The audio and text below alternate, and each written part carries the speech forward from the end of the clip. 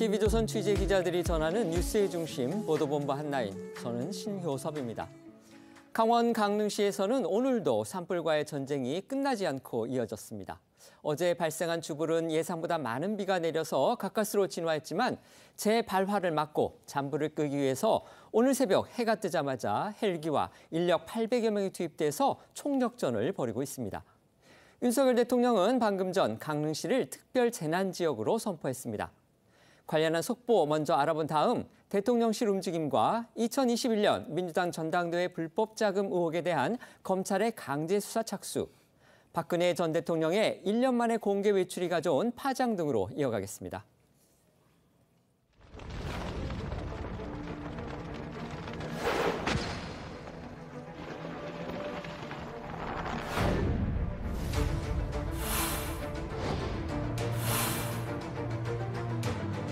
그냥 불이 골프장인 데서 날아오고 이 비에서 날아오고 그래갖고는 뭐 쫓겨나왔지.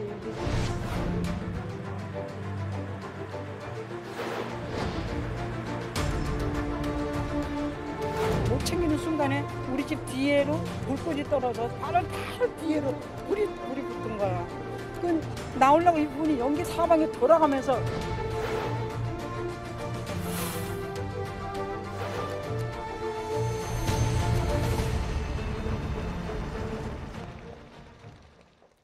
어제 강원도 강릉에서 발생한 대형 산불의 피해 규모가 계속해서 늘고 있는 그런 상황입니다. 안타까운 인명피해도 또 있었죠. 네, 어제 오전 8시쯤 강릉에서 발생한 산불은요.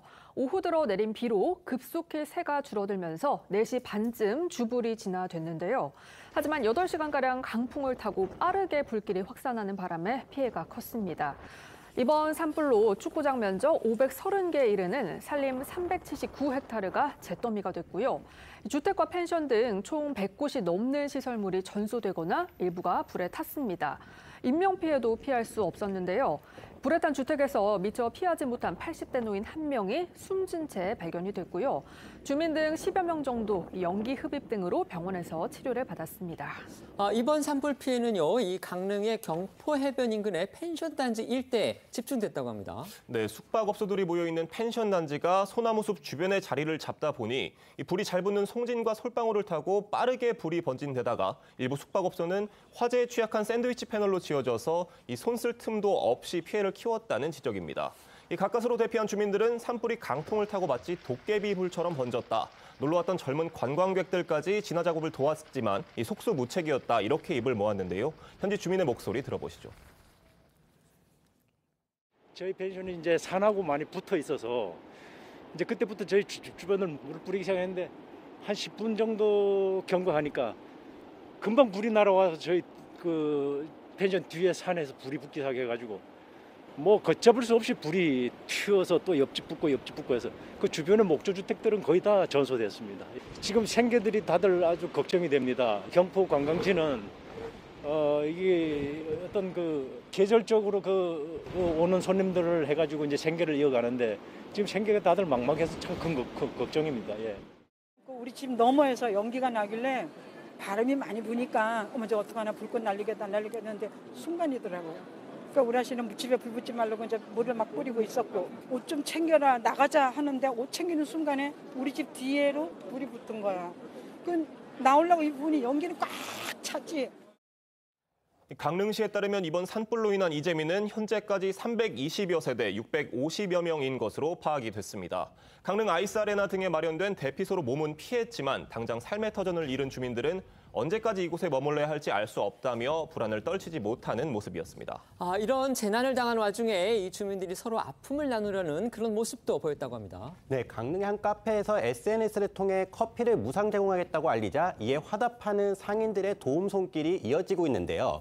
해당 카페는 불을 끄는 소방관은 물론 현장 경비에 나선 경찰과 긴급 대피에 갈 곳이 없는 주민들에게도 요깃거리를 제공하겠다고 밝혔습니다. 또 한 반려견 동반 카페도 아무것도 주문하지 않아도 되니 강아지와 고양이를 데리고 함께 대피하실 분은 카페로 편히 오시라며 공지글을 올리기도 했습니다. 어제 한창 산불이 확산하자 온라인에서는 제발 강릉에 비 좀 내리게 해달라는 일종의 기우제가 열리기도 했는데요. 이런 국민의 간절한 마음이 통했는지 어제 강릉 지역에는 오후 들어 당초 예상보다 많은 비가 내리면서 간신히 주부를 잡을 수 있었습니다.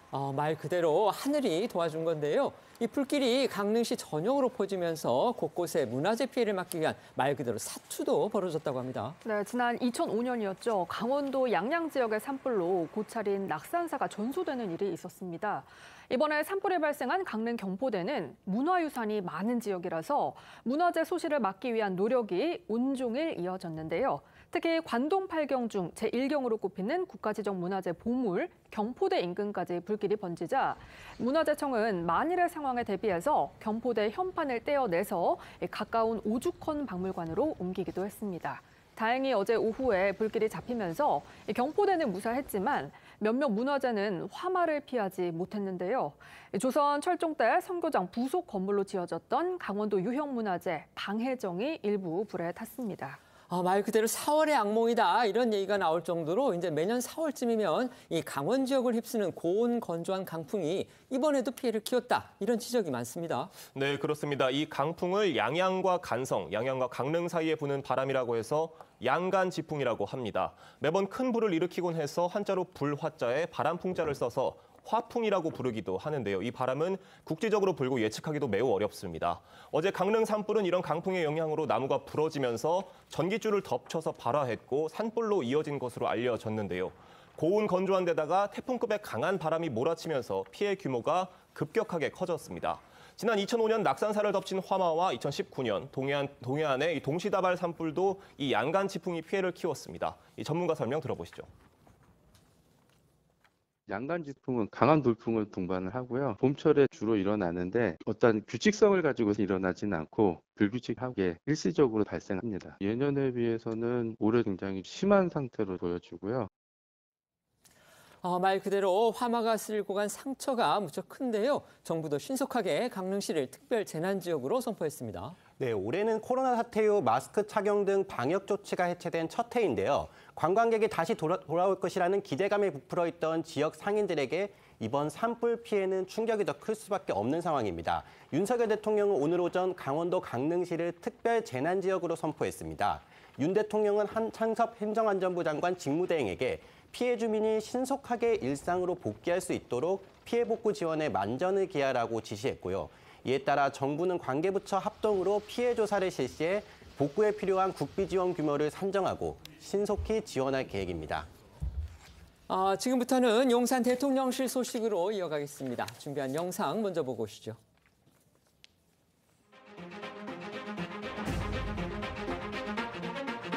한미 동맹에 있어서 이게 변수가 될 수 있다고 보시는지 좀 궁금합니다. 변수가 될 수가 없죠. 미국 측에 우리 정부는 어떤 입장을 좀 전달하실 계획이세요? 할 게 없죠. 왜냐하면 누군가가 위조를 한 거니까.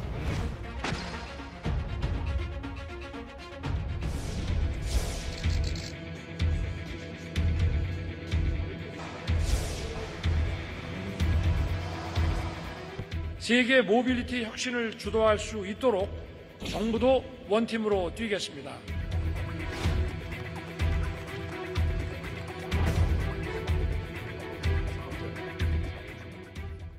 미국의 도감 청옥을 둘러싼 논란이 계속되고 있는 가운데 윤석열 대통령은 어제 국내 최초 전기차 전용 공장 기공식에 참석했습니다. 네, 어제 오후 윤 대통령은 경기도 화성 기아 오토랜드에서 개최된 전기차 전용 공장 기공식에 참석했습니다.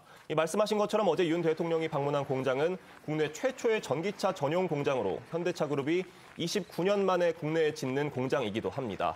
윤 대통령은 이 자리에서 2030년까지 국내 전기차 생산 능력을 지금의 5배로 높여서 글로벌 미래차 3강으로 도약시킬 것이라며 정부는 기업들이 혁명적 전환에 발빠르게 적응할 수 있도록 연구 개발과 세제 지원 등 정책 지원을 아끼지 않겠다고 말했습니다. 지난달 현대차 울산 공장에 이어서 윤 대통령을 다시 만난 정의선 현대차그룹 회장은요.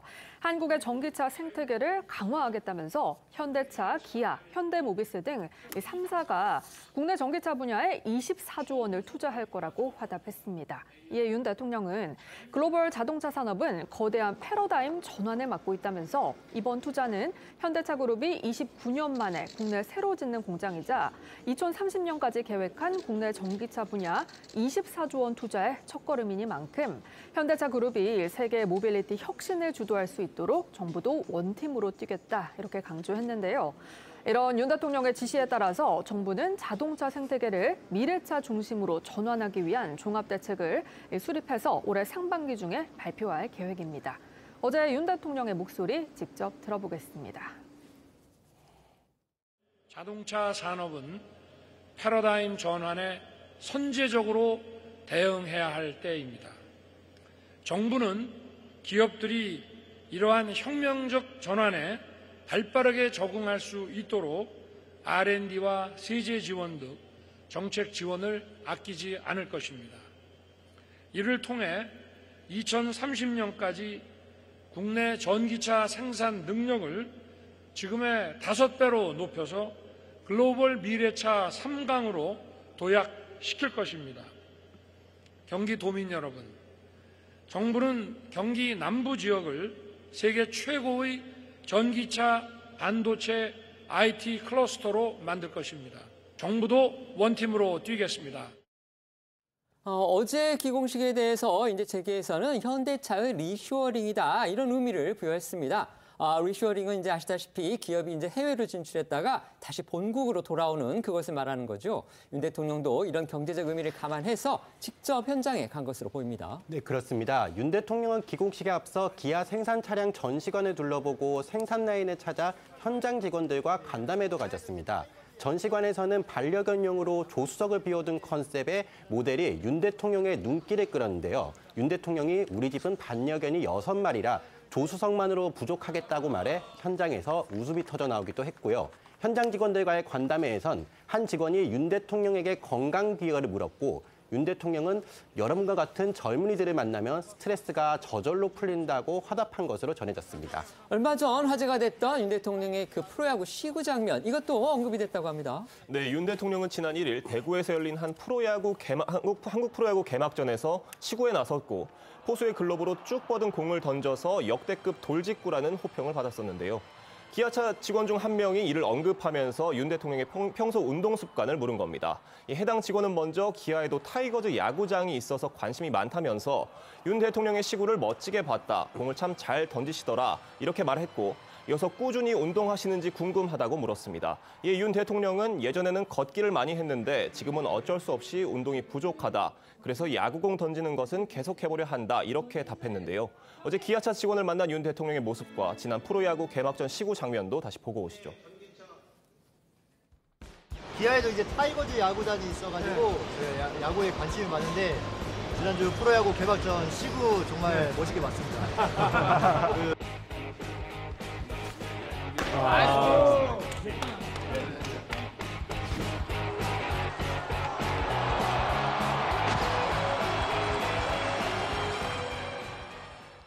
또 윤 대통령은요, 기아차 직원들과 대화에서 강릉 산불을 언급하기도 했습니다. 수석 엔지니어가 전기차 수요가 많이 늘고 있는데 국내 충전 인프라는 부족하다면서 정부에서 신경 써달라 이렇게 건의를 하자 잘 알겠다라고 답하면서 말투를 들으니 강원도분 같은데 혹시 맞나? 라고 물었고요. 수석 엔지니어가 맞다, 영월이다라고 답을 하자 오늘 강원도에 산불이 크게 나서 조금 전까지 조치를 취하고 왔는데 그래서 강원도 사투리가 더 귀에 잘 들어온 것 같다 이렇게 말을 한 겁니다. 앞서도 전해드렸듯이 윤 대통령은 오늘 오전 용산 대통령실 청사에서 국무회의를 주재하고 산불 피해를 입은 강원도 강릉시를 특별 재난지역으로 선포했습니다. 네, 대통령실이 직면하고 있는 외교안보 현안으로 미국 정보기관의 도감청 의혹이 있죠. 대통령실은 일단 이 논란이 어느 정도 일단락됐다는 평가를 하고 있는 것으로 전해집니다. 맞습니다. 어제 대통령실이 이제 미국의 도감청 의혹을 터무니없는 거짓 의혹이다 이렇게 일축을 했고요. 또 미국에 도착한 김태효 국가안보실 1차장도 미국이 악의를 가지고 도감청을 했다는 정황이 발견되지 않았다 이렇게 말하는 등 이번 논란을 이쯤에서 봉합하려는 듯한 그런 분위기로 읽힙니다. 네, 야당 주장대로 미국 정부를 상대로 공식 사과를 요구하거나 이런 논란을 대미 협상의 지렛대로 적극 활용하는 방안도 고려하지 않고 있는 분위기로 전해지는데요. 이에 대해 대통령실 관계자는 오늘 연합뉴스와의 통화에서 미 국방장관이 먼저 우리 측에 통화를 제안하는 등 적극적으로 나왔고 유출 물건의 상당수가 위조됐다는데 평가가 일치했다며 논란이 마무리돼가는 단계로 보고 있다고 말한 것으로 전해졌습니다. 관련해 오늘 오전 박진 외교부 장관의 이야기 한번 들어보겠습니다. 미국과는 긴밀히 지금 소통을 하고 있습니다. 대통령실에서도 발표가 있었습니다만은 상당수의 문건이 조작된 것으로 이렇게 이제 평가를 하고 있습니다. 한미 동맹이 중요한 건 모든 국민들이 다 알고 계시지 않습니까? 그리고 금년은 동맹 70주년을 맞는 또 역사적인 해이기 때문에 이번에 윤석열 대통령의 국빈 방문을 통해서 한미 동맹이 다시 또 새롭게 다져질 수 있는 좋은 기회가 되길 바랍니다. 하지만 야당은 연일 더 강하게 공세 수위를 높이는 모습입니다. 오늘 오전 이재명 대표는 의혹이 일파만파인데 정부는 의혹을 규명하기보다는 합리적인 문제 제기를 틀어막는 데만 집중하고 있다며 도청 의혹의 실체를 낱낱이 파악하고 사실이라면 미국 정부의 공식 사과와 재발 방지 약속을 반드시 받아내야 한다고 촉구했습니다. 이 박홍근 원내대표는 미국의 도감청에 악의가 없었다는 김태우 국가안보실 1차장의 발언을 겨냥해서 선이면 동맹국을 대상으로 불법 도청을 해도 된다는 말이냐며 왜 도청당한 우리가 먼저 나서서 미국과 의견이 일치한다며 감축에 급급한 것이냐 이렇게 말했습니다. 오늘 민주당 회의에서 나온 목소리도 잠시 들어보시죠. 정부는 도청 의혹의 실체를 낱낱이 파악하고 사실이라면 미국 정부의 공식 사과와 재발 방지 약속을 반드시 받아내야 합니다. 선이면 동맹국 대상으로 불법 도청을 해도 된단 말입니까? 왜 도청당한 우리가 먼저 나서 미국과 의견이 일치한다며 감추기에 급급한 것입니까? 민주당은 그러니까 미국이 도청을 했다는 그런 의혹과 관련해서 우리 정부가 미국을 향해서 지나치게 저자세, 그러니까 낮은 자세로 대응하고 있다. 이런 취지로 지금 공세를 펴고 있는 거죠. 네, 민주당은 오늘 특히 미국이 악의를 가지고 도감청을 했다는 정황이 없다는 김태우 차장의 발언을 집중 문제 삼았는데요.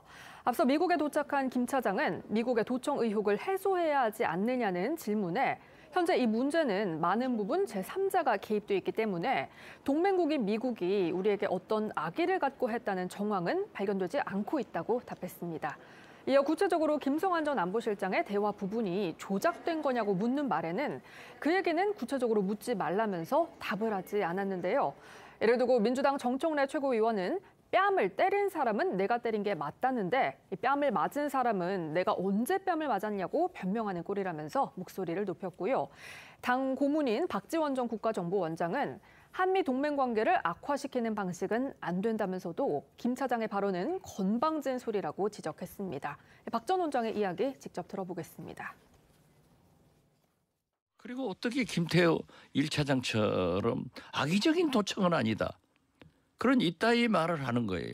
도청이 악의적인 게 어디 있고 선의적인 게 어디 있어요. 그럼 도청은 도청이고 다 나쁜 일이지. 이게 미국이 굉장히 어려운 처지에 있어요. 어떻게 됐든. 그렇지만은 우리가 한미동맹 근간을 해치는 그런 일은 하지 말되 우리가 주권 국가로서 당당하게 재발 방지와 그 부당함을 지적하는 것은 좋은 일이다. 해야 알겠습니다. 된다. 알겠습니다. 여기까지 하겠습니다. 김태호 똑똑히 하라고 그랬어요. 저희가 전해드린 대로 지금 대통령실은요, 이른바 이제 미국의 우리 대통령실 도감청 의혹에 대해서 봉합하는, 그러니까 미국에 대해서 공식적으로 사과를 요구한다든지 아니면 이걸 어떤 지렛대로 해서 뭔가 미국으로부터 뭔가를 얻어내는 그런 어떤 행동을 취하는 거, 이런 부분에 대해서 부정적인 그런 입장을 취하고 있고 또 그런 부분에서 일종의 봉합 수순으로 가고 있는 그런 분위기라고 합니다. 이거 저희 기자들이 전해드렸는데 어떻게 평가하십니까? 아마 현실적으로 지금 현안이 많지 않습니까? 안보 사안도 그렇고 경제 사안도 그렇고 당장 미국의 카운터파트인 바이든 대통령하고 이제 정상회담을 해야 되는 상황이기 때문에 그러한 불가피한 현실과 관련된 결론이라고 저는 생각을 하는데요. 그럼에도 불구하고 적어도 외견상 그 진위 확인이라든지 재발 방지에 대한 그러한 어떤 그 지적은 필요하다. 왜냐하면 외교라는 것이 국가적 이익이 물론 1순위지만은 결국 국익을 달성하기 위해서는 국민의 자존감을 건드려서는 안 되거든요. 그래서 저는 현실적으로 이거 외에 대안이 없다고 생각해요. 그리고 단지 미국을 겨냥해서뿐만이 아니고요. 그 내용을 보면은 요번에 이제 도감청의 대상이 됐던 프랑스라든지 이스라엘도 이건 절대 사실이 아니다라고 딱 선을 긋는 이유가 그 내용으로 볼 때 그 내용 자체가 사실이고 이것을 도감청 당했다고 했을 때 그게 국익에 주는 그런 그 손해에 대해서 고려하는 거거든요. 그런데 그런 차원이라 하더라도 지금 이렇게 야당에게 빌미를 잡히는 또는 공격의 대상이 될 수 있는 용어보다는 좀 더 매뉴얼에 가깝게, 그러니까는 아무리 동맹이지만 이런 것에 대해서는 사실을 확인하고 그 사실과 함께 재발 방지를 확약받는 식의 어떤 수순이 필요하고, 미국에서는 이미 제이크 설리반 안보보좌관도 그렇고 미국 자체 내에서도 어떻게 이렇게 중요한 국가 기밀이 누출될 수 있었느냐에 대해서 법무부에 수사를 의뢰했다고 하지 않습니까? 그런데 한국 정부에서 도감청이 없었다 그러면은 그냥 상식적으로 그냥 일반 사람이 생각할 때도 이게 앞뒤가 좀 일목요연하게 맥락이 닿지 않는다고 생각할 수도 있을 거예요. 그래서 그런 차원에서 야당의 협조를 구하면서 그 어떤 공격의 대상이 될 수 있는 그런 차원에서 보면은 지금 그 NSC 제1 사무차장이 말한 그런 부분은 상당히 국민들로 하여금 납득을 시키기는커녕 오히려 역효과가 있지 않는가, 이런 부분을 대통령실이 좀 고려했으면 좋겠다는 생각이 들었습니다. 네, 평가해 주시죠. 저 생각에도 한미 정상회담을 앞두고 있고 70주년이라는 기본적인 행사가 앞에 있기 때문에 이 문제에 대해서 전 적어도 대통령실이 야당에게 비공식적으로 설명할 줄 알았어요, 이 내용에 대해서. 왜냐하면 이렇게 중대한 내용에 대해서 설명이 필요하거든요. 그래서 설명을 통해서 어떤 형태로든지 이 문제에 대한 나름대로 가이드라인을 만들어서 이 틀 내에서 어떤 논쟁을 벌여야 되는 상황이 벌어졌는데 그렇지 않고 일방적인 얘기를 하는 상황이고, 그다음에 제가 볼 때는 이거 봉합 안 돼요. 왜냐하면 우리나라만 걸려있는 문제가 아니잖아요. 그러니까 예를 들면 여기 도감청에 걸려있는 많은 어떤 국가들의 문제나 그다음에 미국 내부의 언론들이 이 부분을 캐치했기 때문에 계속 문제제기할 겁니다. 그러면 유보적인 태도를 가지고 동맹관계를 고려하는 과정 속에서 대응을 해야 되는데 지금 계속 이 문제를 제기하면 거의 적으로 몰아가는 방식이에요. 아니 이 문제를 우리나라 야당이, 우리나라 언론이 제기한 게 아니잖아요.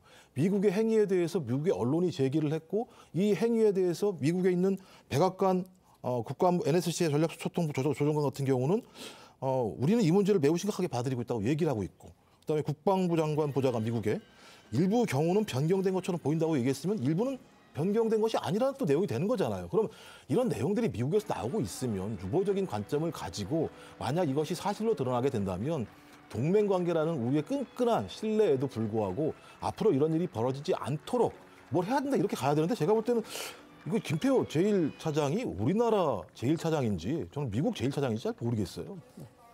네, 반면 여당은 이 같은 민주당의 공세가 묻지마 선동이라고 반박하고 있습니다. 특히 국민의힘 소속 국회 외통위 정보위 의원들은 어제 합동 기자회견을 열고 용산 대통령실 이전으로 미국의 도감청이 이뤄졌다는 민주당의 주장에 대해 민주당은 이재명 당대표의 방탄을 위해 묻지마 반미 선동까지 하느냐고 비판했는데요. 어제 국민의힘 목소리도 한번 들어보겠습니다.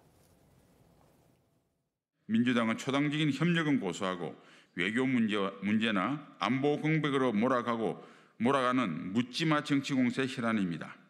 당대표 방탄이라는 정책을 위해 툭하면 반미 반일 북중로와 동조화되고 종북 종중이 일상화된 정당이라면 반국가 이적단체와 뭐가 다르겠습니까? 여기에 오늘 국민의힘에서는 미국의 도감청에 악의가 있다는 정황이 없다는 김태호 차장의 발언이 그 정도로 도청이 일상화되어 있다는 뜻이라는 해석도 나왔습니다. 공개만 안 됐을 뿐이지 모든 나라가 도청을 하고 있고 그러한 일상적인 범위 내에서 이야기를 한 것이 아니겠냐는 건데요. 성일종 의원의 이야기도 한번 들어보겠습니다. 미국의 백악관, 펜타곤, 중국, 러시아, 다른 나라가 안 합니까? 다 하고 있습니다. 대한민국은 안 하겠습니까? 우리가 말로 할 수 없어서 그렇지. 각 나라가 자국의 이득과 또 생존을 위해서 하고 있다고 하는 걸 모든 국민이 모르겠습니까? 다 알고 있습니다. 분명한 것은 모든 나라가 하고 있는 거예요. 지금 다 일상화되어 있는 거 아닙니까? 일상적 범위 내에서 얘기한 거 아닌가 생각을 합니다. 그거를 우리가 막아야지요. 우리가 첨단의 장비라든가 여러 가지 보안의 모든 걸 동원해서 막는 것이고. 여야 조금 뒤에 열린 이제 국회 외무통일위에서도 이 같은 공방 이어갈 것으로 예상이 되는데요. 그런데요, 이 방첩 전문가들은요, 러시아의 조작 가능성 이 부분을 주목하고 있다는 보도들도 또 나오고 있습니다. 네, 어제 오전 한미 국방장관은 논란이 된 문건 내용 상당 부분이 사실과 다르다는 점에 공감했다고 밝혔습니다. 이런 가운데 한 방첩기관 관계자가 조선일보를 통해서 문서를 보면 러시아 사상자 수가 실제보다 부풀려져 있고 미 CIA 보고서 양식을 흉내낸 티가 난다면서 미국의 적대 세력이 사실과 거짓 정보를 교묘하게 섞어서 미 기밀 문서인 것처럼 조작해 외신을 통해 흘렸을 가능성이 있다 이렇게 말했습니다. 그러니까 한미 국방장관이 어제 문건이 위조됐다고 의견 일치를 본 것도 이 같은 분석에 따라 나왔다고 볼 수 있는 건데요. 특히 방첩 전문가들 사이에서는 러시아가 이번 사태의 배후일 것이라는 분석도 나오고 있습니다. 방첩 전문가들은요, 이번 미 도청 문건 내용 대부분이 미국과 러시아의 대리전 양상을 보이는 러시아 우크라이나 전쟁 당사국과 이 전쟁에 직간접적으로 관련된 미 우방국들인 점에 주목하고 있는 것으로 전해집니다. 조선일보에 따르면 김대중 정부에서 국정원 1차장을 지낸 라종일 가천대 석좌 교수는 이번 사태로 누가 이득을 보는지 살펴보면 누가 이번 일을 일으켰는지 실마리를 잡을 수 있을 거라고 말했고요. 전직 기무사 고위 관계자는 이 기밀이라는 문건의 특성상 진위 여부는 끝까지 명쾌하게 밝혀지지 않을 가능성이 크다면서 이 진위 결과를 떠나서 이번 논란으로 우크라이나가 전쟁에서 이기길 바라는 미 우방국 등 자유민주주의 연대에 혼란을 준 것만으로도 이번 사태를 기획한 세력으로서는 큰 성과를 올린 거라고 말했는데요. 이어 이 관계자는 왜 이번 도청에 중국이나 북한 등 현재 러시아와 연대하는 나라는 등장하지 않느냐면서 러시아가 이번 사태의 배후일 거라고 주장을 했습니다. 다만 일각에서는 이번 문건 일부는 위조됐더라도 사실일 수 있는 만큼 이번 사태에 신중을 기해야 한다는 지적도 나오는데요. 전직 국정원 관계자는 조만간 제2의 미 기밀 문서가 튀어나올 수도 있다고 말한 것으로 전해집니다. 민주당 상황도 알아보겠습니다. 이재명 민주당 대표 어제 외신 기자 초청 간담회에 참석을 했습니다. 이 대표의 사법 리스크 관련 질문이 또 여러 기자들이 질문을 쏟아냈다고 그렇게 알려졌는데 이 대표 주변 인사들의 일단 사망 사건까지 거론이 돼서 이 대표를 곤혹스럽게 만들었다고 합니다. 네, 이재명 대표는 어제 외신 기자 클럽 초청 간담회를 진행했는데요.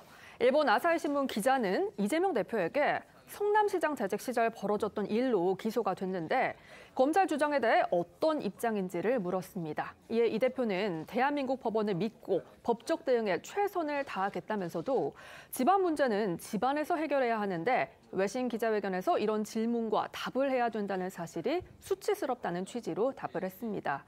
또 미국 워싱턴 타임스 기자는요, 이 대표에게 주변 인물 중 5명이 사망을 했는데 이재명이라는 인물을 위험 인물로 봐야 하는 거냐 이렇게 물었는데요. 이 대표는 헛웃음을 지으면서 검찰 수사를 받다가 유명을 달리한 점에 대해 안타깝게 생각한다면서 기존 입장을 재차 강조했습니다. 직접 들어보겠습니다. 성남시장 국회에서 반론에서 취소된 상황이고요. 검찰 기자에 더 어떤 입장이십니까? 외신 기자회견에서 이런 질문과 답을 해야 된다는 사실이 참으로 수치스럽다고나 할까 좀 그렇습니다. Forgive me for asking this question. It's a personal question, but it is in the public interest. 5 persons close to you have died, as of course you know. Lee Jae-myung, a dangerous man to know. 워싱턴 타임스의 앤드류. 제 주변의 분들이 이 검찰의 수사를 받다가 그것도 본인들이 문제가 아니라 저를 수사하는 과정에서 이렇게 유명을 달리한 점에 대해서는 참으로 안타깝게 생각합니다. 유감스럽게 생각합니다. 저는 그들의 사망에 대해서 어떤 영향도 미칠 수 없는 상태입니다. 더 이상 이런 일들이 벌어지지 않기를 바랍니다. 네, 원내 일당인 제1야당 대표가 외신 기자들과 첫 간담회를 가졌던 만큼 이 대표에 대한 사법 리스크 외에도 한반도 비핵화 원칙과 대중 무역 적자 원인 등 외교 사안에 대한 질문들도 쏟아졌고요. 간담회는 예정된 시간을 넘겨 100분가량 이어졌습니다. 간담회 막바지에는 진행자가 질문을 그만 받으려고 했는데도 이 대표가 괜찮다며 질문을 더 받는 일도 있었고요. 주최 측에서 이 대표에게 긴 우산을 선물로 제공했는데 이 대표가 우산을 살짝 휘두르며 이렇게 때리는 용도는 아니죠 라고 농담을 던지기도 했습니다. 한번 영상으로 보겠습니다. 청문회 하는 기분입니다. Am I in a hearing? Very long. 이제 더 이상 질문을 못 받을 것 같습니다. 좀 더 하십시오. 우리가 선물을 하나 드리겠습니다. 이거를 받으시고 다음에 꼭 다시 찾아뵙기를 부탁드리겠습니다. 때리는 정도는 아니죠? 가서 한번 보세요. 뭐 때리든 뭐를 하시든 그거 가지고 우산입니다. 네, 감사합니다. 국민의힘에서는 어제 이 대표 외신 기자 간담회 어떤 반응 내놨습니까? 네, 국민의힘 논평을 통해 토착비리 부정부패 혐의자가 대한민국 원내 제1당의 대표가 됐고 대선 주요 후보였다는 점을 강조하면서 이 대표의 외신 기자 간담회를 지켜본 국민이라면 쥐구멍이라도 숨고 싶은 심정이었을 것이라고 강하게 비판했습니다. 그러면서 매일매일 언론을 장식하는 이 대표의 모습에 우리는 익숙해졌는지 몰라도 외신이 보았을 때는 이 대표가 범죄 영화의 빌런처럼 보였을지도 모른다고 덧붙였습니다. 이재명 대표 외신 기자들과 만난 자리에서도 이제 사법 리스크로 이렇게 곤욕을 치렀는데 관련 수사 그리고 재판은 계속해서 속도를 내고 있습니다. 어제는 저희도 짧게 전해드린 대로 이 대표의 최측근인 정진상 전 실장의 재판이 있었는데요. 유동규 전 본부장이 증인으로 출석해서 이 법정 폭로전을 이어갔습니다. 네, 어제 정진상 전 실장의 뇌물 혐의 등에 대한 4번째 재판이 열렸습니다. 이 정 전 실장에게 뇌물을 제공한 혐의로 공동 기소된 유동규 전 본부장이 증인으로 출석해서 검찰의 주신문을 받았습니다. 저희도 어제 잠깐 전해드린 대로 유 전 본부장은 법정에서 정진상 전 실장이 이재명 대표와 본인을 사실상 동격시했다면서 이 대표와 정 전 실장이 얼마나 친밀한 관계인지를 강조하는 증언들을 쏟아냈습니다.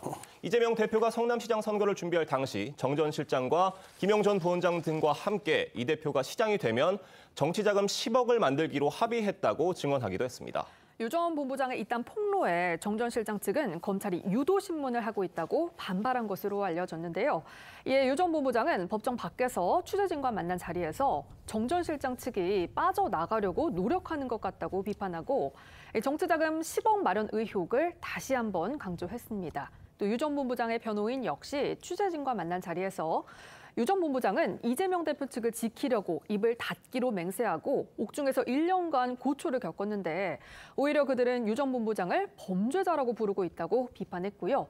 이 대표 측이 요구하는 유 전 본부장의 변심 전 조서들도 기꺼이 제출하겠다면서 조서를 모두 열람하고 계시는 그분께서도 유 전 본부장이 의리를 지키기 위해 했던 거짓말이 담긴 조서를 일독하길 권한다고 했습니다. 조서를 모두 열람하고 계시는 그분, 아마 이재명 대표를 겨냥한 것으로 그렇게 보입니다. 네, 어제 법정 밖에서 나온 유 전 본부장과 변호인 측의 목소리 이어서 들어보겠습니다. 공판 중에도 정진상 실장 측에서는 계속 유도신문을 하는 거 아니냐라고. 그냥 빠져나가려고 열심히 노력한다고 생각합니다. 어쨌든 저는 성실하게 답변하겠습니다. 시장 되고 나서 10억 원 마련했다고 하셨는데. 그거는 시장 되고 나서 마련했다는 게 아니고 시장 되기 이전부터 한 10억 정도의 자금을 만들자 서로 이야기했다는 이야기입니다. 앞으로 그런 계획을 갖고 있었다. 그 계획이 정진상 실장 통해서 이재명 대표에게도 보고가 됐을까요? 그건 저도 잘 모르겠습니다. 최근 정진상과 김용이 유동규 씨와의 기울어진 운동장 이야기를 했습니다. 그들의 주장대로 운동장은 기울어진 것이 맞습니다. 유동규 씨에게는 거대 야당이라는 무게추가 없습니다. 정진상은 유동규 씨가 진술을 번복했다며 유동규 씨가 풀려나기 전에 한 진술이 담긴 조서의 제출을 요구하고 있습니다. 유동규 씨는 기꺼이 그 조서를 제출하겠습니다. 마지막으로 조서를 모두 열람하고 계시는 그분께도 유동규 씨가 의리를 지키기 위해 했던 거짓말이 담긴 조서에 일독을 권하겠습니다. 어제 방송에서 저희가 이제 재판 관련 내용 전해드린 뒤에도 오후에 또 재판이 계속됐습니다. 거기에서 새롭게 알려진 유 전 본부장의 증언 내용 소개해 주시죠. 네, 유동규 전 본부장은 어제 법정에서 정진상 전 실장에게 명절 때마다 1,000만 원을 뒷돈으로 건넸다고 증언했는데요. 구체적으로는 2013년 설과 추석, 2014년 설 명절 무렵 성남시청에 있는 정 전 실장의 사무실에 찾아가 1,000만 원씩 총 3,000만 원을 건넸다고 주장했습니다. 검찰은 이 돈이 남욱 변호사로부터 받아서 가지고 있던 돈을 준 것이냐고 묻자 유 전 본부장은 그렇게 기억한다며 자신이 정 전 실장의 옆자리에 앉아 그의 주머니에 돈을 넣으며 정 전 실장이 돈을 빼서 안쪽 주머니에 다시 넣었다며 구체적인 정황도 설명했습니다. 그러면서 유 전 본부장은 성남시청 내부에 CCTV가 있어 뇌물을 받는 것이 불가능하다는 정 전 실장의 주장을 다시 꺼내들며 그 CCTV는 가짜라고 재차 반박하고 했습니다.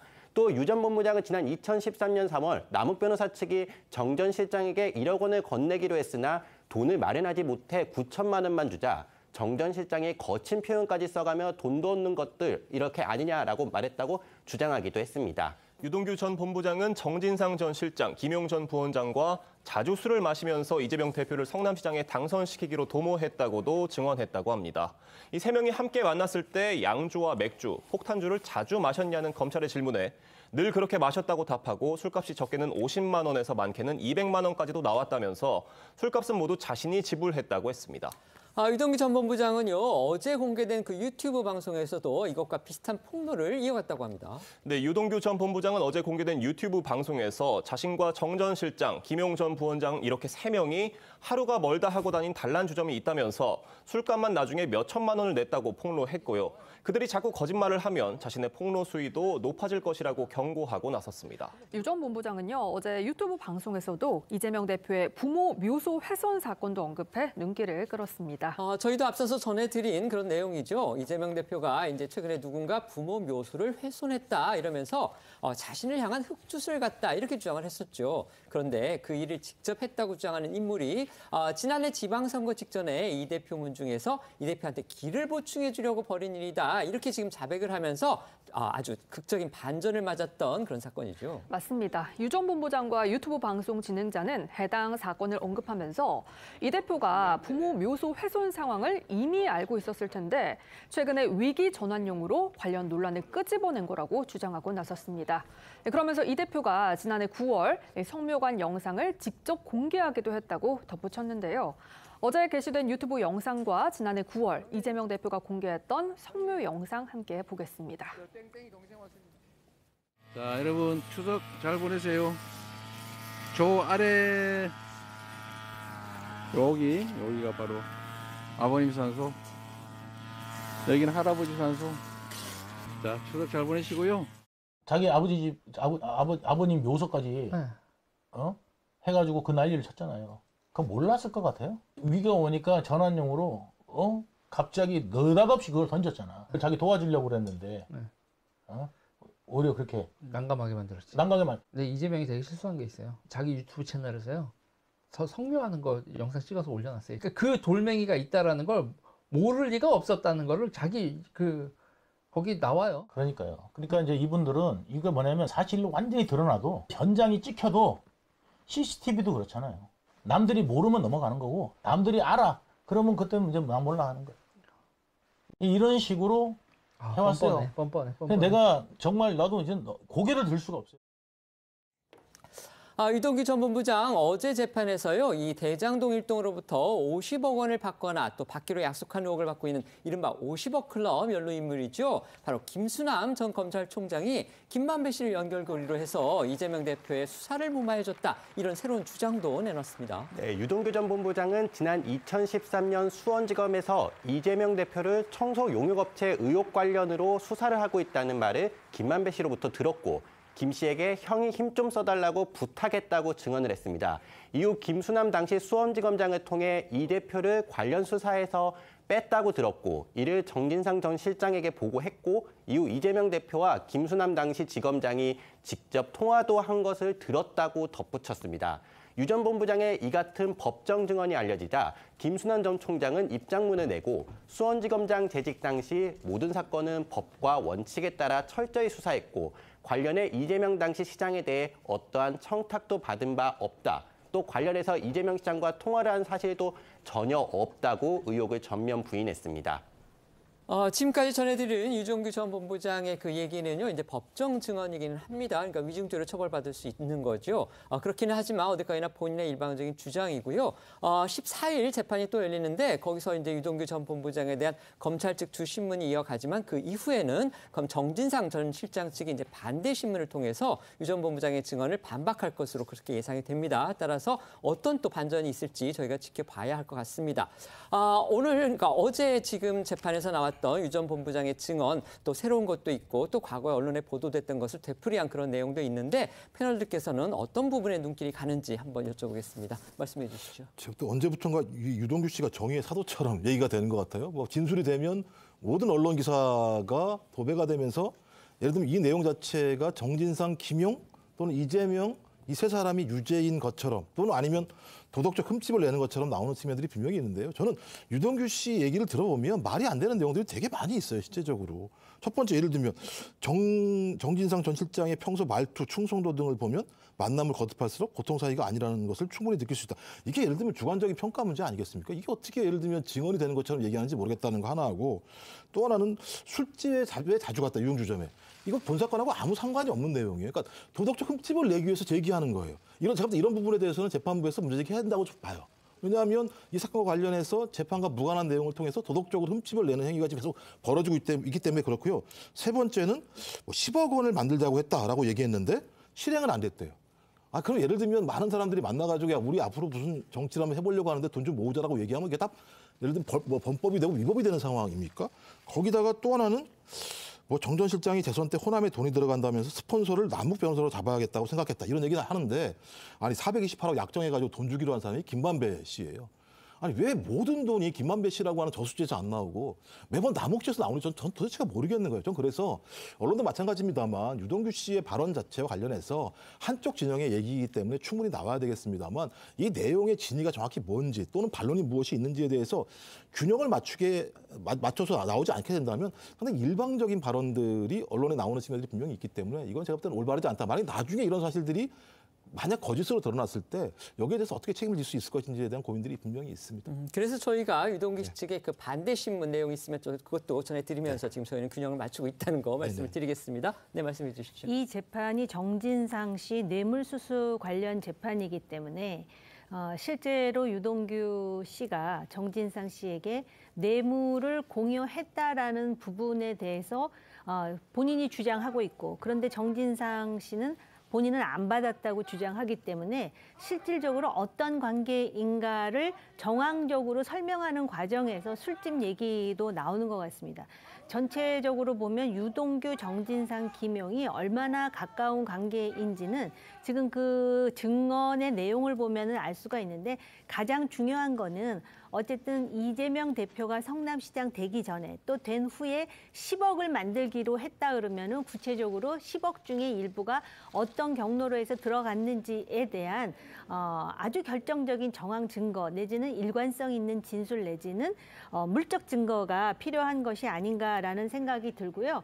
사실 우리가 그 이재명 대표의 배임이라든지 또는 뭐 부패 방지법 위반이라든지 또는 이해충돌 방지법 위반이라든지 제3자 뇌물과 관련해가지고 또 선거법 위반 관련해가지고 그 복잡한 내용을 사실 꿰어서 이렇게 이해하기도 참 머리가 복잡한데 대한민국의 거대 야당의 대표가 지금 뭐 그 측근이라든지 본인과 관련해서 이런 문제가 많아서 외신 기자 클럽에서도 심지어는 당신 위험한 사람 아니야? 당신 사법 리스크를 어떻게 할 거야? 라는 얘기까지 나온다라는 것은 참 씁쓸한 현실인 것은 맞습니다. 네. 이런 가운데요. 지금 검찰이 2021년 민주당 전당대회를 또 정면으로 겨냥하면서 오늘 강제 수사에 나서서 또 다른 파장이 예상이 됩니다. 그러니까 2021년 5월에 있었던 그 민주당 당대표를 뽑는 전당대회에서 돈봉투가 오간 정황을 포착하고서 강제 수사에 돌입했다는 겁니다. 네, 이 같은 정황은 앞서 10억 원대 뇌물수수 혐의로 구속된 이정근 전 민주당 사무부총장을 수사하는 과정에서 포착된 것으로 알려지고 있습니다. 이 전 사무부총장의 휴대전화 녹취 파일에 이 당시 전당대회를 앞두고 공공기관 전 감사 A씨가 돈봉투 10개가 준비됐으니 윤관석 의원에게 전달해달라고 말하는 내용이 담긴 것으로 전해집니다. 윤관석 의원은요, 민주당 내부에서 이 송영길 전 대표의 최측근 인물로 그렇게 분류되고 있다고 하죠. 네, 윤관석 의원은 민주당 3선 중진으로 당시 송영길 당대표 후보 캠프에서 선거운동을 도왔고 송 대표가 선출된 후 당내 조직과 살림을 책임지는 사무총장으로도 선임됐습니다. 이 송 전 대표가 인천시장을 지낼 때는 시청 대변인으로 송 대표를 보좌했습니다. 검찰은 해당 의혹으로 윤관석 의원의 이 정당법과 정치자금법 위반 혐의를 적용해서 본격 수사에 착수했습니다. 오늘 윤 의원의 지역구 사무실과 자택 등 20여 곳에 검사와 수사관을 보내서 대대적인 압수수색을 진행 중입니다. 윤관석 의원 측의 입장은 또 나왔습니까? 네, 윤 의원은 오늘 오전 입장문을 통해서 최근 언론에 보도된 전당대회 돈봉투 의혹과 자신은 아무런 관련이 없음을 분명하게 밝힌다면서 보도에 언급된 인물들 얘기에 본인이 거론됐다는 것조차 황당하게 짝이 없다고 했습니다. 그러면서 윤 의원은 검찰은 해당 사건과 관련해 어떠한 사전 조사를 요청한 적도 없었고 명백한 증거를 제시한 적도 없다면서 자신에 대한 압수수색에 심히 유감을 표한다고 강조를 했고요. 검찰의 비상식적인 야당 탄압 기획 수사라고 비판했습니다. 관련해 민주당은 사실관계가 드러나야 당 공식 입장을 말할 수 있다고 말을 아끼면서도 이미 포렌식 수사는 오래전에 했을 텐데 윤 의원에 대한 압수수색 시점이 묘하다는 생각이 든다. 지금은 여당 입장에서 국면 전환이 필요한 시기가 아니냐면서 사실상 해당 수사에 정치적 의도가 깔렸다는 의혹을 제기했습니다. 공교롭게도 이번 사건에 이번 수사에 어떤 단초를 제공한 그런 인물이죠. 이정근 전 사무부총장의 1심 선고가 나왔는데 예상보다 상당히 중형이 나왔습니다. 네, 앞서도 전해드린 대로 이정근 전 민주당 사무부총장은 지난 2019년부터 올해 1월까지 각종 사업 청탁 등의 명목으로 사업가 박모 씨로부터 수십 회에 걸쳐 10억 원 상당의 불법 자금을 수수한 혐의를 받고 구속 상태에서 재판에 넘겨졌었는데요. 오늘 오전 1심 선고 재판이 나왔는데 재판부는 이 전 사무총장의 정치자금법 위반 혐의에 대해 징역 1년 6개월, 알선수재 등 나머지 혐의에 대해 징역 3년을 각각 선고해서 총 징역 4년 6개월의 중형을 선고했습니다. 또 재판부는 이 전 사무총장으로부터 9억 8천만 원 상당을 추징할 것도 명령했습니다. 검찰이 앞서 이 전 사무부총장한테 구형한 것은 징역 3년이었습니다. 그런데 재판부는 그것보다도 무거운 형을 선고한 겁니다. 네, 재판부는 이 전 사무부총장이 고위 당직자의 지위를 이용해 10억 원에 이르는 금품을 수수했고 적극적으로 금품을 요구하기도 했다고 밝혔는데요. 또 이 전 사무부총장이 수사 과정에서 증거인멸도 시도하고 공판에서도 대체로 범행을 부인하면서 자신의 잘못된 행동에 대해 진지한 성찰을 보여주지 않고 있었다고도 지적했습니다. 앞서 혐의를 부인했던 이정근 전 부총장의 목소리도 다시 들어보겠습니다. 억울함 잘 밝히겠습니다. 금품 수수 혐의에 대해서는 전혀 인정 안 하시나요? 네. 안보발전 인사청탁 명목으로 로비 자금 받은 거 인정하십니까? 아닙니다. 네, 이처럼 이 전 부총장은 그동안 검찰 수사 과정에서 단순한 금전 차용일 뿐 청탁 대가가 아니라고 혐의를 전면 부인해 왔는데요. 재판에서는 일부 금전을 받은 사실과 청탁 사실을 인정하면서도 입장을 바꿨던 것으로 알려졌습니다. 지난달 결심 공판에서는 정치 브로커의 농간에 노란한 제가 정치를 한다는 것이 주제넘는 일이라고 반성했던 것으로 전해졌습니다. 이정근 전 사무부총장 관련 수사 과정에서는요, 앞서 이제 민주당 노웅래 의원의 불법 자금 수수 혐의도 포착이 돼서 수사가 이루어졌고 지금 노 의원 기소된 상태죠. 그런데 이번에는 민주당 전당대회 돈봉투 의혹으로 지금 윤관석 의원과 관련한 강제 수사가 오늘부터 본격 시작이 된 겁니다.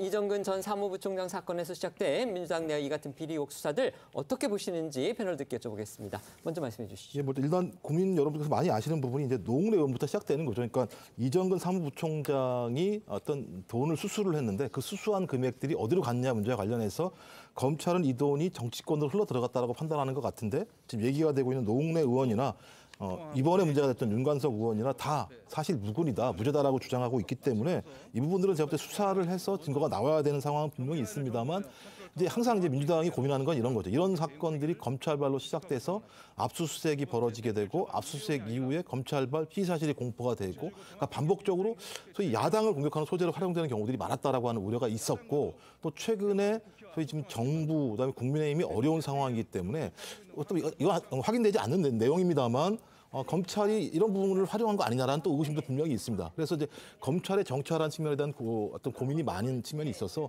저는 검찰이 명확한 증거가 있다면 좀 빨리 그 증거를 제시하고 빨리 수사를 하고 빨리 기소를 해서 빨리 재판을 넘겨야 된다고 봐요. 그러니까 검찰이 해야 될 일은 유죄를 확증하는 거 아니겠습니까? 근데 유죄를 확증하기보다 이 문제가 정치권의 논쟁이 되면서 특정한 정당들을 공격하는 소재로 활용되는 것들을 좀 막아야 된다라고 하는 내부의 생각은 있는 것 같습니다. 네, 아니 지금 사무부총장이 재판을 받아서 선고를 받았습니다. 검찰 구형량보다 더 많은 선고를 받은 상황이고요. 그런 상황에서 뭐 금전을 차용했다 그러는데 정치인들이 왜 이렇게 많은 액수의 금전 차용이 비일비재한 것인지, 더군다나 이것이 지금 현직 의원들까지도 지금 그 파장이 확대되면서 지금 두 사람의 의원에 대해서 이야기가 나오는 상황이라면 적어도 민주당은 공당으로서 그 부분에 대해서 어떤 입장인지를 좀 표출할 필요가 있고요. 이것이 지금 21세기의 정당, 물론 이제 정치인들은 교도소 담벼락 위를 걷는 그런 처지에 있다라는 말을 거의 자학적으로 하는데, 그래도 지금 이 민주당 그리고 깨끗한 정치를 표방한다면 이런 부분에 있어서 이것이 무슨 검찰이 정치적으로 어떤 타이밍을 지금 겨냥해가지고 한다라는 말을 하기 전에 이것에 대한 성찰이 먼저 아닐까 생각합니다. 네. 22대 총선 1년 앞으로 다가왔죠. 윤석열 정부 중간평가가 될 이번 총선에 지금 여야 모두 벌써부터 총력전에 나서는 그런 분위기인데요. 이런 상황에서 국민의힘의 김기현 대표가요, 조만간 박근혜 전 대통령과 만날 것으로 그렇게 전해지면서 또 관심이 집중되고 있습니다. 네, 바로 어제였죠. 대구 달성군사저에 입주한 이후 1년 만에 첫 공개 행보에 나선 박 전 대통령이 다음 주 중 김기현 대표와의 만남을 조율 중인 것으로 전해졌는데요. 19일쯤 만날 거다라는 일부 보도가 나오기도 했지만 아직 확정된 날짜가 정식으로 공개되진 않았고요. 다만 박 전 대통령의 측근인 유영하 변호사는 날짜가 정해지면 대표실에서 언론에 알리지 않겠나라면서 아마 다음 주쯤 이 대표가 방문할 예정으로 알고 있다고 밝힌 바 있습니다. 단순히 이제 안보 차원 또는 이제 취임 인사 차원의 그런 만남으로 보기에는 여러 정치적 해석이 생길 수밖에 없는 아주 미묘한 시점이긴 합니다. 네, 정치권에서는 조만간 예정된 김 대표와의 만남을 계기로 박 전 대통령이 정치적 행보를 이어갈 가능성에 주목하고 있습니다. 특히 TK 지역에서 영향력이 강한 박 전 대통령이 이 보수층 결집의 구심점 역할을 할 수 있다는 관측도 나옵니다. 다만 여권에서는 박 전 대통령 행보에 아직은 확대 해석을 경계하는 분위기고요. 반대로 야권에서는 여러 가능성에 주목하면서 신경을 곤두세우고 있습니다. 국민의힘 성일종 의원과 민주당 김두관 의원 목소리 들어보시죠. 자연인이시고 예. 또 살고 계신 데가 TK 지역 아니십니까? 그리고 고향도 거기시고 그래서 자연스럽게 외출하신 거고요. 예. 또 전직 대통령으로서 이제 국민도 많이 만나시고 또 힘들어하는 국민들한테 또 따뜻하게 말씀 한마디씩 하시는 건 전부 나쁘지 않다고 생각을 합니다. 그거를 너무 정치적으로 해석하는 것은 옳지 않지 않나 이렇게 생각합니다. 저는 뭐 윤석열 정부 국정을 제대로 못하면 충분히 그 박근혜 대통령을 지지하는 사람들이 당을 만들 수 있다. 이미 뭐 조원진 의원은 우리공화당인가 이렇게 해서 뭐 만들어져 있는 당도 있고 거기에 힘을 보태주실 수도 있고 또 새롭게 뭐 총선의 점에서 신당을 창당할 수도 있는 거 아닌가. 정치권에서는 그렇게 그 이야기를 하시던데요. 박근혜 대통령에서 설마 뭐 정치 세력가 할까 이런 생각을 저는 합니다. 안 할 것 같은데 알 수는 없죠. 어쨌든 이제 정치적인 그런 목적을 꼭 내세우지는 않더라도 어제 동아사 방문을 시작으로 해서 박근혜 전 대통령이 이제 본격적으로 공개 행보를 시작할 거다 이런 관측들이 나오는 건 또 사실입니다. 네, 박 전 대통령은 그간 정치적 행보나 공개 일정 없이 건강해봄에만 집중해 왔는데요. 유영하 변호사에 따르면 앞으로는 전통시장 등도 방문하며 공개 일정을 늘릴 것이라고 전했습니다. 다만 앞으로의 행보에 건강 문제가 변수가 될 것으로도 보이는데요. 어제 동아사에서 박 전 대통령은 밝은 표정에 비교적 건강해 보이긴 했지만 걸음에서는 조금 불편함이 느껴졌습니다. 박 전 대통령은 동아사 경내에서 이동할 때는 차량을 이용했고 계단을 걸을 때 여러 차례 발을 헛딛는 모습을 보이기도 했는데요. 동아사 방문에 동행한 유영하 변호사에 따르면 평지는 쉽게 걷지만 아직 오르막이나 내리막을 걷는데 불편함을 느끼는 것으로 전했습니다. 어제 박 전 대통령의 동아사 방문 모습도 영상으로 보고 오겠습니다. 건강은 좀 어떠세요, 대통령님? 앞에를 안 보면 자꾸 넘어지려고 그래서.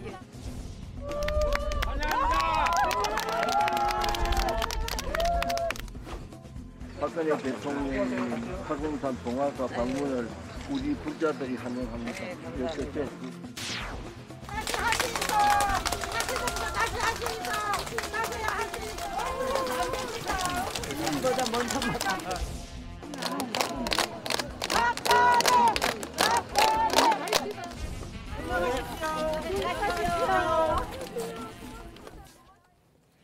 말씀드린 대로 어제가 이제 1년여 만에 처음으로 대중 앞에 모습을 드러낸 것이었기 때문에 과연 박근혜 전 대통령이 동아사에서 어떤 메시지를 할지, 어떤 발언을 할지 관심을 모았었는데 정치적으로 주목할 만한 그런 특별한 메시지는 또 없었습니다. 그렇습니다. 박 전 대통령은 비공개 오찬까지 약 2시간 30분가량 이 동아사에 머물렀는데요. 첫 공개 일정인 만큼 현장에는 많은 취재진이 몰렸지만 박 전 대통령은 별다른 발언을 하지는 않았습니다. 발을 헛디뎠을 땐 주변 사람들이 괜찮냐라고 묻자 앞을 잘 안 보면 잘 넘어져서라고 짧게 답한 정도였는데요. 비공개 오찬에서는 방장 큰 스님과 여러 신도님, 국민들, 여러분들 오랜만에 뵙게 돼 참 반가웠다 이렇게 말한 것으로 알려졌고요. 동아사에서 세심하게 준비해 주셨고 식사도 따뜻하게 잘 준비해 주셨다고 감사함을 표했다고 합니다. 유영하 변호사에 따르면요, 오차는 산나물 위주의 사찰 음식이었고 박 전 대통령이 평소보다 식사를 많이 하셨다고 전했습니다. 또 박 전 대통령은 의현 큰 스님의 덕담 중 박정희 전 대통령의 업적을 기리는 발언이 나오자 밝게 웃다가 또 일부 정치적 발언에 표정이 굳어진 것으로 전해졌는데요. 관련 발언 들어보겠습니다. 박정희 대통령께서 가난의 종지부를 찍어주신 우린 5천년 역사 속에 일찍이 없던 성군이라고 저는 생각합니다. 여러분, 우리 문재인 정부는 수십 명, 수십만 명, 수백만 명이 그냥 비선실세입니다. 우리 박근혜 대통령 비선실세 하신 게 없습니다. 절대 없습니다. 어제 박근혜 전 대통령이 찾았던 동아사는요, 이 박 전 대통령 자신은 물론이고 다른 정치인들과도 또 인연이 많은 그런 곳이죠. 네, 대구 동아사는 보수 정치권 인사들이 자주 찾는 발걸음이 끊이지 않는 곳으로 이 박 전 대통령은 지난 2005년 당시 대구 동아사 주지로부터 사람을 대할 때 배려하는 마음을 갖고 국토를 밝고 빛나게 하라는 뜻이 담긴 이 선덕화라는 법명을 받았었는데요. 신라 27대 선덕 여왕과 같은 이름이라서 당시 대선 출마를 암시했다는 해석이 나오기도 했었습니다. 또 윤 대통령도 대권 주자 시절이던 2021년 9월과 이 당선인 신분이던 지난해 4월 동아사를 찾은 바 있고요. 지난 3.8 전당대회 당시 대통령실과 갈등을 빚은 나경원 전 의원이 보수 지지층 표심에 호소하러 찾은 곳도 동아사입니다. 박근혜 전 대통령이 과연 이제 총선을 앞두고서 정치 행보에 나설까? 이 부분에 대한 관심 집중이 됐는데 특히 어제 1년여 만에 대중 앞에 모습을 드러내고 공개 활동 행보를 하니까 더더군다나 그 관심이 지금 커지고 있는 듯합니다. 패널들께서는 어떻게 예상하시는지 간단하게 한번 여쭤보겠습니다. 말씀해 주시죠. 일단 좀 건강하셨으면 좋겠고요. 지금 그 얘기 중에 앞으로는 시장도 좀 종종 찾아보겠다라고 이야기하는 것으로 봐서, 그리고 두 번째로는 저 유영하 변호사가 옆에서 수행을 하던데 지난 지방선거 때도 생각이 나고 또 2016년 때 총선 공천과 관련해 가지고 참 그때도 참 많은 이야기들이 있었거든요. 조심스럽지만 그런 차원에서 제한적으로 정치적인 영향력을 일정 정도 좀 행사하겠다라는 그러한 생각이 있으신가? 그런 추정을 좀 해보게 됩니다. 네, 말씀해 주시죠. 생각엔 뭐 더 이상 좀 정치적 늪에 빠지지 않으셨으면 좋겠다 이런 생각을 하고요. 어떤 형태로든 국민과 국회에게 탄핵당한 대통령입니다. 사면했다고 하더라도 정치적으로 국민들에게 그런 탄핵행위라고 하는 것들을 당했던 대통령이, 전직 대통령이 다시 정치를 하겠다고 얘기했을 때 그것들이 정치적으로 이해할 수 있는 것인가라는 근본적인 문제가 있고요. 제가 볼 때는 박근혜 전 대통령보다는 박근혜 전 대통령이라는 상징 권력을 통해서 소위 그 친박들이 자기의 정치적인 위상이나 역할들을 갖다 찾으려고 하는 것 같고요. 이 얘기는 아마 올해 작년부터 얘기가 나왔던 것 같아요. 친박 출신 전직 의원들이 경북 지역을 중심으로 소위 내년 선거 운동들을 준비한다는 얘기들이 분명히 나왔고요. 이것이 건강한가? 또 왜냐하면 지금 현 정부의 대통령과 법무부 장관이 수사하고 기소했고 사면까지 한 분이 박근혜 전 대통령입니다. 그래서 제가 볼 때 TK 지역이 상당히 혼란스러워질 수 있는 측면들이 분명히 있다. 전 그렇다면 적어도 박근혜 전 대통령이라고 하는 분을 호명해서 불러올 것이 아니라 자기들이 정치하고 싶으면 자기들이 하면 되는 거 아니겠습니까? 제가 볼 때 유영하 변호사도 그렇고 너무 전직 대통령을 TK라는 지역적 환경 때문에 정치적으로 호명해서 그분을 더 정치적 늪에 빠지게 하는 건 도리도 아니다 생각이 들고 TK민을 위해서도 좋지 않다고 생각합니다. 지금부터는 오늘 하루 놓치면 안 될 핫한 뉴스를 모아 전해드리는 어쩌다 이런 일이 코너로 이어가겠습니다.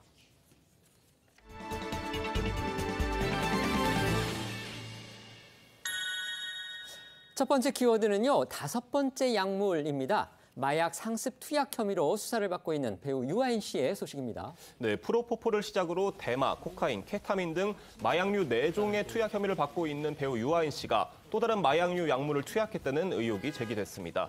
이 경찰청 마약범죄수사대에 따르면 유아인 씨가 졸피뎀을 의료 외 목적으로 처방받아서 매수한 혐의를 추가해 수사 중이라고 밝혔는데요. 졸피뎀은 진정과 수면 효과가 있어서 불면증 치료 등 의료용으로도 사용되지만 이 중독성이 강해서 이 초과 처방해서도 복용해서도 안 된다고 합니다. 하지만 유아인 씨는 기준치 이상을 처방받은 것으로 알려졌습니다. 졸피뎀은 앞서 현재 유아인 씨의 모발 그리고 소변 검사를 했을 때는 이 검출되지 않은 그런 약물로 알려져 있죠. 네, 앞서 경찰은 지난 2월 국과수로부터 유아인 씨 모발과 소변에서 프로포폴 등 4종의 마약류 성분이 검출됐다는 감정 결과를 받고 수사를 진행해 왔었는데요. 이후 지난달 27일 유아인 씨에 대한 피의자 조사를 마친 뒤 서울 강남 및 용산구 일대 병의원을 압수수색해서 의료 기록을 확보했고요. 이를 살피던 중 졸피뎀이 과다 처방된 정황을 포착했다는 겁니다. 이로써 유아인 씨가 투약한 것으로 의심되는 마약류 종류가 프로포폴에서 졸피뎀까지 모두 5종류로 늘게 된 가운데 유아인 씨는 지난달 경찰 조사에서 일부 약물은 치료 목적이라고 주장하는 등 대마 흡입 이외에 나머지 혐의는 사실상 부인한 것으로 전해졌는데요. 관련해 지난달 경찰 조사를 마치고 취재 진압에 섰던 유아인 씨 목소리 듣고 오겠습니다. 불미스러운 일로 이런 자리에 서서 그동안 저를 사랑해주셨던 많은 분들께 큰 실망을 드리게 된 점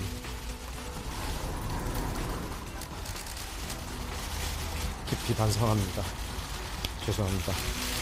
개인적으로 저의 이 발 행위들이 누구에게도 피해를 끼치지 않는다 그런 식의 자기 합리화 속에서 그런 잘못된 늪에 빠져 있었던 것 같습니다.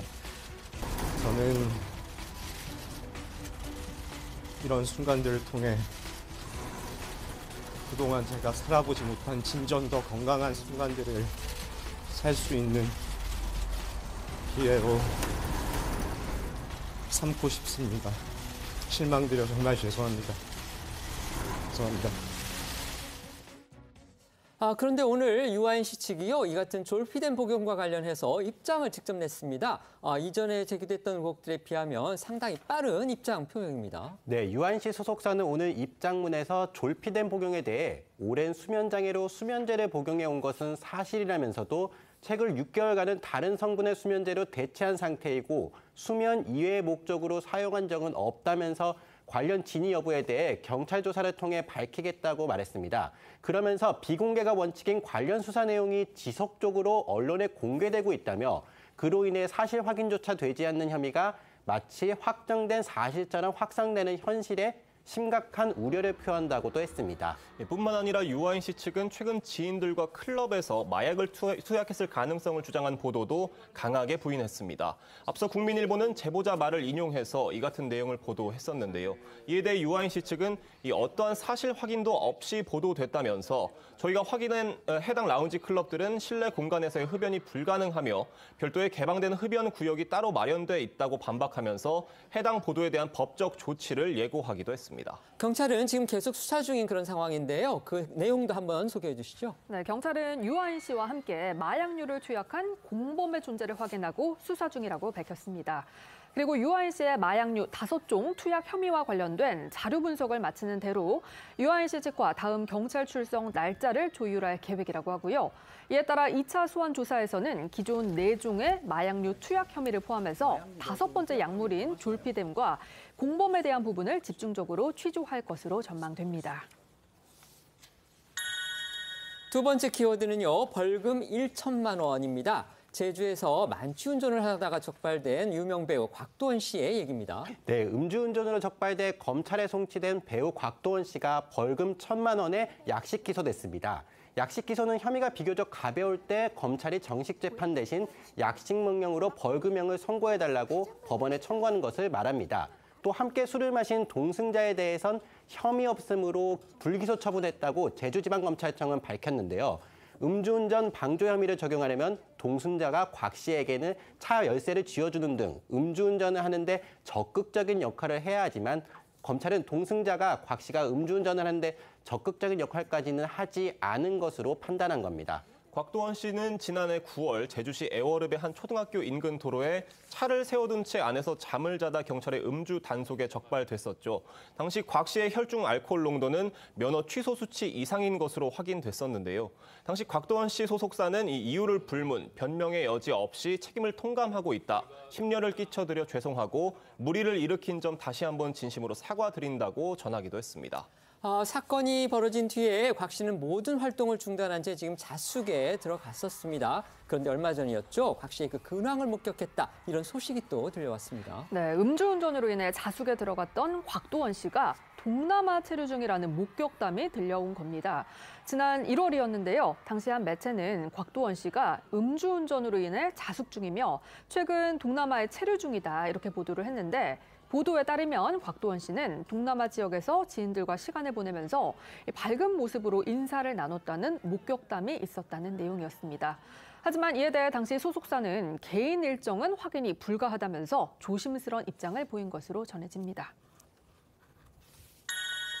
세 번째 키워드입니다. 돈다발 폭로인데요. 전두환 전 대통령의 손자 전우원 씨가 또다시 일가의 그 축제 등과 관련한 폭로전에 나섰습니다. 네, 최근 광주에서 5.18 관련 유족과 피해자들 등에게 전두환 일가 중 최초로 사죄의 뜻을 밝힌 전우원 씨가 어제 한 라디오에 나와 할아버지의 연희동 자택에는 하늘에서 돈이 쏟아지듯 계속해서 현금 뭉치가 드러났다고 폭로를 이어갔습니다. 돈이 얼마나 많이 들어왔는지 벽 뒤에 숨겨놓은 비밀금고가 아닌 곳에도 현금 가방이 놓여 있었으며 가족들이 연희동 집에 커다란 더블백을 들고 와 수억 원씩 담아갔다고도 주장했습니다. 직접 목소리 한번 듣고 오겠습니다.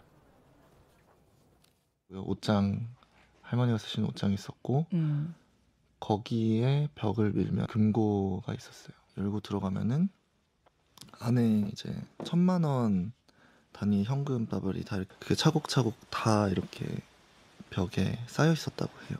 주말마다 손님들이 오시거나 가족분들이 오시면은 더플백 같은 거 들고 오셔가지고 가득 담으면 이제 하나당 뭐 몇 억씩 담기잖아요. 그렇게 들고 가시고. 네, 정말 하늘에서 돈이 쏟아져 내려오듯이 기사분들이나 경호원분들께서 이제 돈다발이 담긴 가방을 들고 오시면은 또 쌓아놨다가 이제 지인분들이나 가족분들 오시면은 가져가게 하고. 이어 전 씨는 현재도 연희동에 동문치가 있는지 묻는 질문엔 수사가 한번 진행되고 난 후에는 확 줄어들었고 그 이후부터 돈가방을 쌓아놓는 일은 안 했다면서 아마 다른 곳에 돈을 챙겨놓았을 것이라고 추측하기도 했습니다. 전우원 씨는 집 말고 돈을 가져오는 저장소가 또 있냐는 물음엔 이 정확한 경로는 모른다면서도 가족이나 저나 지인분들의 명의로 회사를 세우는 식으로 한 다음에 이제 거기에서 다시 가족에게 돈이 갔을 것이라고 주장하기도 했습니다. 전 씨는 또 돈 세탁이 되니까 추적할 수가 없다. 돈 세탁을 도와주신 분들은 얻는 게 너무나 많았기에 충성을 다했고 지금도 입을 닫고 계신다며 함구의 대가로 회사나 아파트를 받았다고도 주장했습니다. 이처럼 이제 일가의 비자금 폭로를 이어가고 있는 전 씨인데요. 이번에는요, 또 할아버지인 전두환 전 대통령에게서 어렸을 때 어퍼컷을 맞았다. 또 이렇게 밝히기도 했어요. 네, 어퍼컷 하면 이게 주먹을 위로 올려치는 동작이죠. 전 씨가 이 어퍼컷을 할아버지 전두환 전 대통령에게 맞았다. 이렇게 밝힌 겁니다. 전 씨는 최근 SNS 라이브 방송을 통해서 어릴 때 스키장에 놀러 갔던 일화를 공개했는데요. 스키장으로 가는 시간이 너무 길었고 중간에 휴게소에 들렀을 때 해방감에 뛰어다녔는데 다시 차에 타야 할 때 더 놀고 싶다 이렇게 투정을 부렸더니 할아버지가 어퍼컷을 했다고 말한 겁니다. 직접 들어보겠습니다. 진짜 어릴 때 가족여행으로 용평에 이제 스키장을 갔었는데 저는 항상 할아버지 할머니 차에 타는 거를 진짜 싫어했어요. 왜냐면은 분위기가 항상 이렇게 막 똑바로 이렇게 군인처럼 앉아 있어야 하는 분위기였기 때문에 타는 걸 되게 싫어했는데 제 친엄마가 할아버지 할머니한테 잘 보이고 싶은 마음에 저랑 형을 항상 좀 강제적으로 할아버지 할머니가 있는 차에 태웠어요. 휴게소에 내려서 막 뛰어다니는 게 너무 행복했던 거예요. 휴게소에서 시간이 끝났고 이제 다시 차에 타야 된대요. 그래서 좀만 더 뛰어놀고 싶어요 했는데 타자마자 할아버지가 제 배에 어퍼컷을 이렇게 빡 꼽으시면서 어른들이 말하는데 말 잘 들어야지. 빨리 뒤로 타! 해가지고 숨 못 쉬면서 울면서 막 이러면서 뒤로 탔던 생각이 납니다. 자, 이 부분이 이제 학대나 폭력에까지 해당하는지 그 부분은 저희가 좀 생각할 여지가 있을 것 같기는 합니다. 어쨌든 이처럼 연이 이제 가족에 대한 폭로를 이어가고 있는 전우원 씨인데 그 전우원 씨의 또 친엄마가 또 직접 또 입을 열어서 주목이 되고 있습니다. 네, 전우원 씨의 모친은 얼마 전 한 방송에서 전두환 전 대통령 비서들이 목동 아파트를 한 채씩 받았다고 증언해 화제에 올랐습니다. 전 씨는 이 모친에 대해 다른 가족들은 돈도 많고 변호사도 선임할 수 있고 법의 심판을 피할 수 있지만 어머니는 안 그렇다면서 자신이 전두환 일가 중 처음으로 세상에 얼굴을 내보이고 사과를 하는 모습에 대해선 어머니가 자랑스러워하시고 고맙다고까지 말하셨다고 말하기도 했습니다. 전우원 씨 그리고 그때 모친도 얼마 전에 일가의 비자금 부분에 대해서 폭로를 했잖아요. 어떻게 들으셨습니까? 글쎄요, 이게 상당 부분은 이미 수사받은 내용이라고 하던데요. 그리고 또 얼마 전에 그 재판이 진행되고 있는 것에 대해서는 뭐 추징이 가능하다라는 여지를 남기고 있는데 그 현금 뭉치와 관련해가지고는 만약에 아직도 있다면은 아마 이 방송이 나가는 순간 벌써 이미 인멸이 되지 않았을까 이런 생각도 들고요. 개인적으로 저 전두환 씨 손자와 관련해가지고 그 젊은 사람이 자기 가족과 관련한 일에 반성하는 모습은 갸륵한데 이제 본인도 본인의 삶으로 다시 되돌아가야 되지 않을까 이런 생각을 하게 돼요. 네, 말씀해 주십시오. 또 다른 사례가 있죠. 노태우 전 대통령 같은 경우 아들이 반복적으로 사과를 했었고 또 온 집안이 벌금을 다 내는 그러니까 자기 책임을 다했습니다만 전두환 씨 같은 경우는 그런 책임을 다하지 않았고 손자가 나서서 저런 일을 벌이는 상황. 전 그렇다면 적어도 이런 죄값 벌금 이런 문제에 대해서는 끝까지 추적하는 원칙과 관행을 세워야 한다고 생각을 하고요. 과거에 다 아시겠습니다만 친일파는 떵떵거리면서 살고 독립운동한 자식들은 힘들게 살았다는 얘기가 있는데 만약에 전두환 씨가 이런 사실들을 손자가 계속 밝혔음에도 불구하고 잘 살고 있다고 얘기하면 우리 사회에서 어떤 법을 믿고 우리 국민들이 이 나라를 신뢰하면서 이 나라를 위해서 목숨을 걸겠습니까? 저는 그런 측면에서 나온 죄목에 대해서는 끝까지 밝히는 것이 우리 정부의 몫이라고 생각합니다. 네. 저희는 1분 뒤에 다시 돌아오겠습니다. 오늘 준비한 소식은 여기까지입니다. 저희는 내일 오후 1시에 더 핫한 소식으로 찾아뵙겠습니다. 시청해 주셔서 고맙습니다.